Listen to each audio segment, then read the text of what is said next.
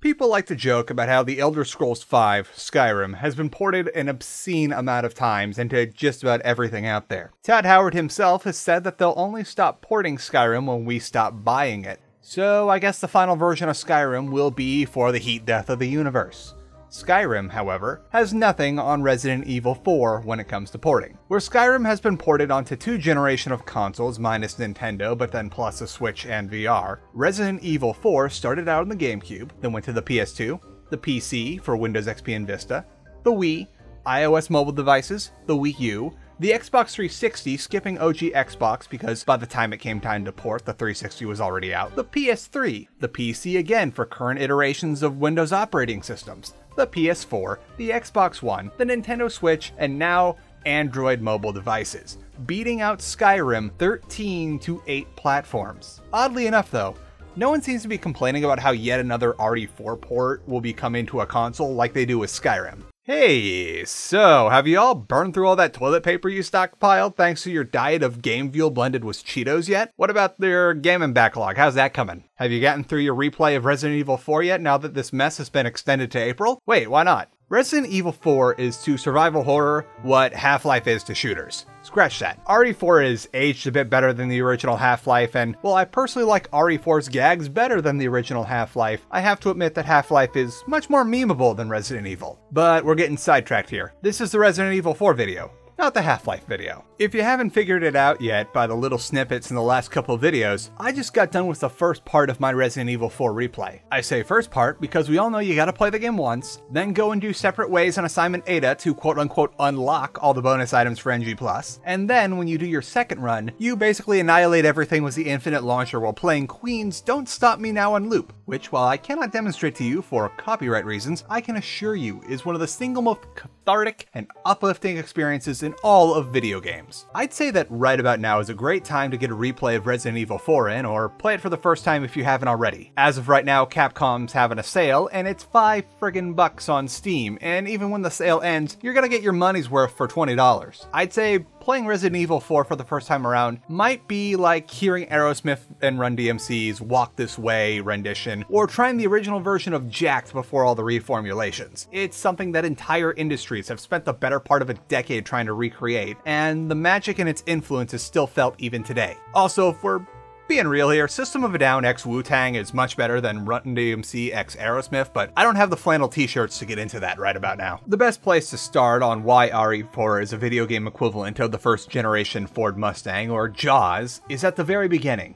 In the late 90s, Capcom was hard at work trying to make a follow-up to Nemesis that was worthy of sharing the lineage with Resident Evil 2. Directors Shinji Mikami, the series creator, and Hideki Kamiya, a series veteran who would go on to have an illustrious career beyond Resident Evil with games like Beautiful Joe, Bayonetta, and Devil May Cry to name a few, the latter of which is going to be relevant here. While Kamiya wouldn't see Resident Evil 4 all the way through to the end, his ideas and input would make the game what it is now. He was the one who suggested leaving the fixed camera perspective from previous games behind and focus more on a Hollywood-esque spectacle, which I don't have to tell you would be a big departure from previous games. This would morph into the off-center third-person perspective, which would be used by pretty much everyone for the next decade. After a little field trip to the UK and Spain, they'd get some more ideas, and Kamiya would envision a game where a character named Dante would fight demons and other things from hell in an action spectacle game. This got rejected as a possible idea for RE4, but ultimately they went on to make it the basis for the Devil May Cry series.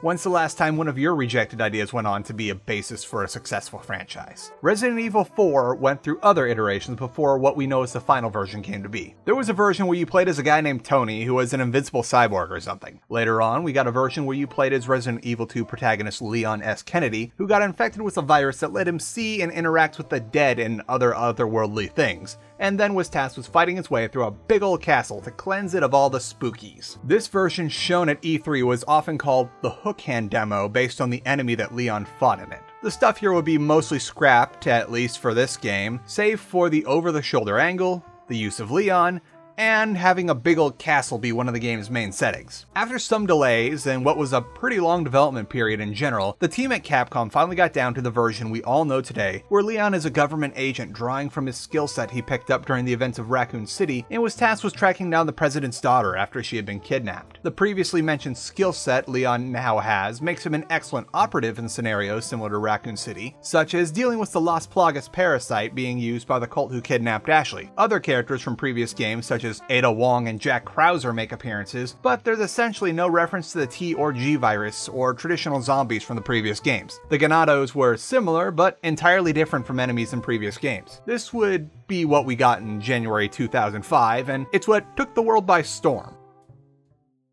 Okay, enough history. Let's talk about the game itself. The first thing you're going to notice about RE4 in contrast to previous games in the series is that while survival horror elements are still there, the game is much more of an action romp than previous titles and feels like a love letter to the action movies of the 70s and 80s as opposed to an improved version of Italian horror film Zombie. Inventory management is a bit more complex than before with a grid system that will leave you fiddling with stuff for 15 minutes at a time because god damn it, I'm playing as an American and I should be allowed to have not one, but 2 rocket launchers on my person. You can also now purchase and upgrade weapons you find through the greatest merchant in all of video games, and no one can change my opinion on that. Temmie stands, please leave. While there's plenty of time to hunt for collectibles and take in the sights, RE4 is all about its big action set pieces, and each major area is loaded with them. The village where you get your shotgun, your first El Gigante encounter, the house, that hedge maze, Mecha Salazar, that room, regenerators, and that bulldozer ride that, depending on your disposition, was either copied or paid homage to in Dead Space 2. And these are just a few of the cool moments in Resident Evil 4. This game is almost 100% memorable moments. Something that RE4 does that most people playing it don't even notice, and I personally didn't even know about until I watched a few speedruns at GDQ, is that Resident Evil 4 has an adaptive difficulty. If you play on the normal mode, the game will adjust the scenarios you come across based on how well the player has been doing previously. Flush for pesetas and haven't died once yet? That room is going to be loaded with cultist Ganados. Not doing so well? Regenerators will have less parasites in them to kill before they go pop. This is based on a system that's been in every other Resident Evil game since debuting in 4 called Rank. Rank is a hidden system which measures your actions such as whiffing shotgun blasts, getting QTEs on the first try, or getting repeatedly pummeled by enemies. Rank is all done under the hood and is mentioned nowhere in the main game. While other games will make a big fuss about prompting you to lower the difficulty with some not so subtle loading screen tips, if you're dying a lot in a certain area, Resident Evil 4 will quietly and politely adjust the difficulty without making a big fuss so that the player can get through a tough spot, and then if they're doing better later on, the difficulty will go back up without any notification to the player. I can think of a few games that might do well to implement a system like Rank. If you elect to do the professional mode after clearing the game for the first time, it leaves all the rank values maxed out because, well, you quite literally asked for it. Conversely, it's a strategy when speedrunning the game in non-professional difficulty brackets to intentionally die repeatedly in whiff shots to bring rank levels as far down as you can in order to alleviate difficulty and therefore make parts of the game much faster to get through than you would if you were playing casually. As for the story, which we glossed over before, Leon is sent somewhere in Spain to rescue Ashley Graham, the president's daughter, where he learns that local cult Los Illuminados not only have Ashley, but control of a parasite called the Las Plagas, which when administered to members will give them fantastical powers and put them under the mind control of whoever has the higher strain of Plaga. Meanwhile, a lady from Leon's past in Resident Evil 2 named Ada Wong keeps showing up in the region Leon is operating in for reasons you'll learn towards the end of the game. There's also friendly-faced Luis Serra, who knows more than he's letting on to Leon. The game is filled with hokey one-liners and big action set pieces that really drive home the feeling that Resident Evil 4 is a love letter to schlocky action flicks. There's a few moments where they overtly reference this too. The story isn't anywhere near as spooky as previous entries, but at the time it was a breath of fresh air. Now, I'd be missed if I didn't talk about the game's main bugbear, QuickTime events. While games were always trying to pull stuff like QuickTime events, and the term was a relative new one in 2005, they were all the rage in 6th generation console games. QTEs were a great way to keep the player engaged during cutscenes because now P-breaks are absolutely forbidden. Thankfully, with little exception, they're not too egregious, and most of them are fairly predictable button combinations. QTEs also appear as dodge prompts during fights with certain enemies, which, I could take them or leave them. The big issue is that in certain parts of the game, button mashing prompts will become extremely difficult thanks to the transition from 30 frames per second to 60, which effectively doubled the rate which you needed to mash buttons at, making certain segments an absolute pain to deal with. I think this got fixed in later versions though, as I don't seem to have too much trouble with them nowadays, and I'm no MLG prodigy. To top it all off, Resident Evil 4 has a lot of replay value between the alternate costumes and extra special weapons like the previously mentioned Infinite Launcher, the Chicago Typewriter, or the laser thingy that one-shots almost everything. Also, one of the costume changes makes Ashley pretty much invincible and impossible for her to be carried off, which makes segments with her that much better, especially the ones where you can't just tell her to go hide in a garbage can for the rest of eternity. Alrighty folks, time to take a pause to acknowledge our not sponsor, which is an offer I rejected thanks to the fan funding I receive at patreon.com/charlatanwonder. You guys have seen enough of these to know how it works. In a world filled with YouTubers who would shill for anything if it meant a quick buck, I chose the impossible.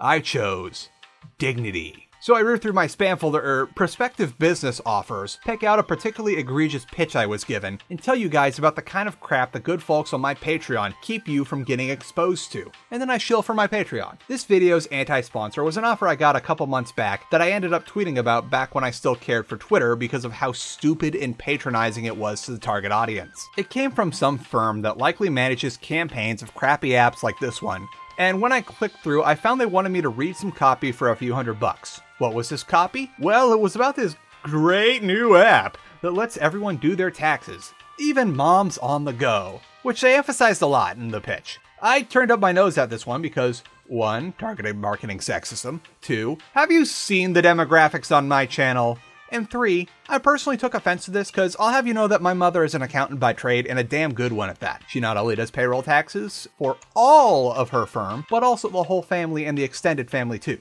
We'd have barbecues at my house around tax time where the whole family would get together and my mom goes through everyone's taxes to make sure nobody gets a nasty gram from Uncle Sam, and it was basically an excuse to party and have a nice time doing something that's normally a pain. I'm sure that there's some marketing think tank behind this that thought that it was a good idea because a pile of data alleges to them that women ages blank to blank who have blank 0.5 kids will buy blank thing, no questions asked, so long as their favorite plastic surgery Frankenstein mommy blogger pimps it alongside of all natural tire irons or whatever. And my inclusion on this list was likely a mistake.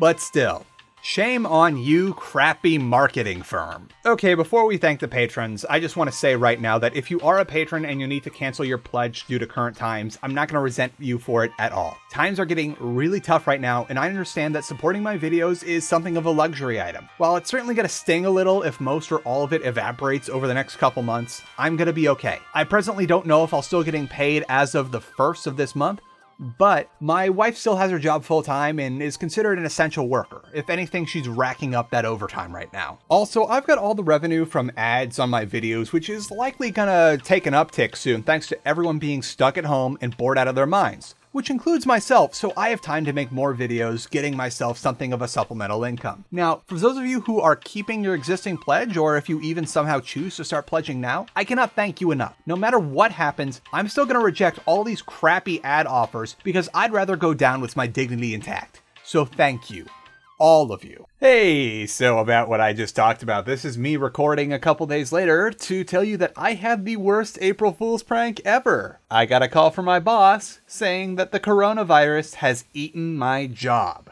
So, hey! All it took was a global pandemic bringing the world to its knees, but I have finally achieved the dream of being a full-time YouTuber. Help us all. Regardless, I'm sticking to my word. Like, I'm not going to take any sort of sponsorship unless it's a genuinely good product that I would show to all of you, but those are like unicorns. They very rarely ever exist, if they exist at all. So in the meantime, we're still going to be making fun of bad sketchy offers. I'm going to be making a lot more videos because this is my income now, and we're going to get through this together. This isn't the end of the world though, because my wife still has her job, and if anything, she is an extremely essential worker to the point where the corporate has said, like, based on all of our branches, this store is going to stay open the most because you guys are really getting a lot of clients right now. I've got savings, which I don't think I'll need to dip into. That was originally my Get Out of California fund, but I don't think things are going to get that bad because I've really cut down on my expenses and all that stuff. And then additionally, the government's going to give us a fat wad of cash this month. So I don't think things are going to get bad. So I don't want you guys to feel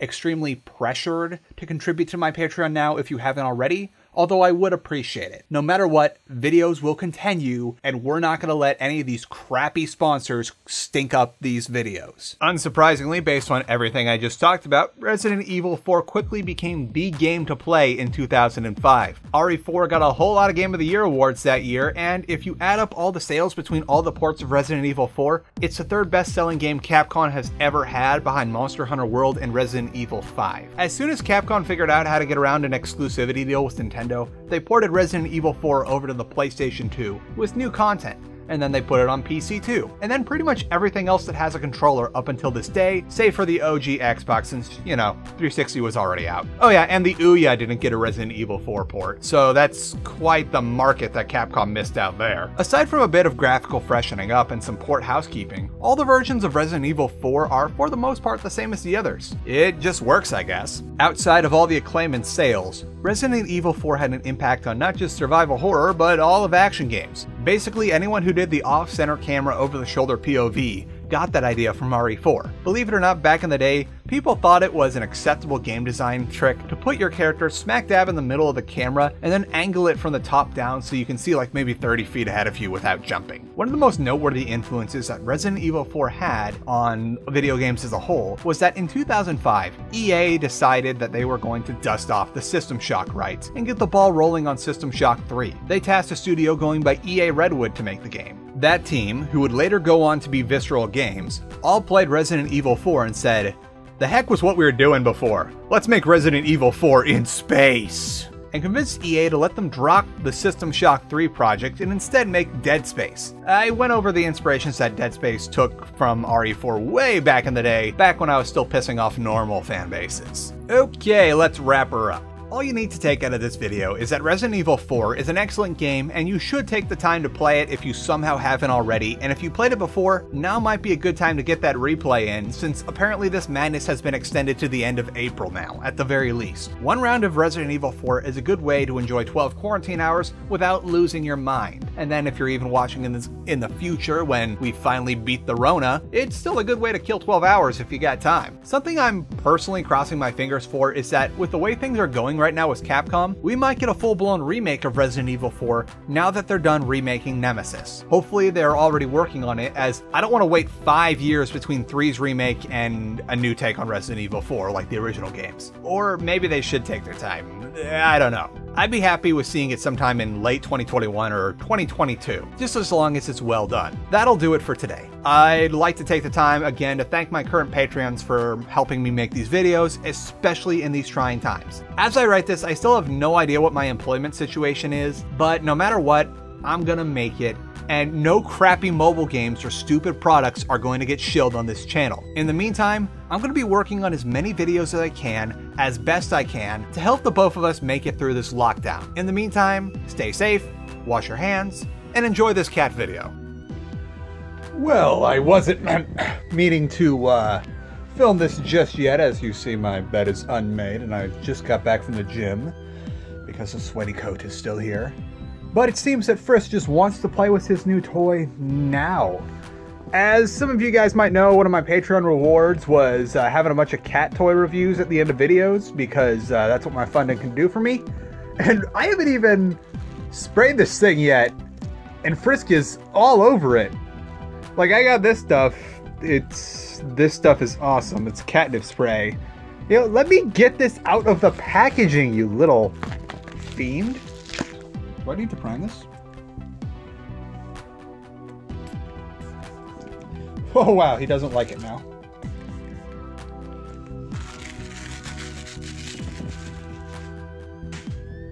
Well, here he goes. Here he comes. Here he comes.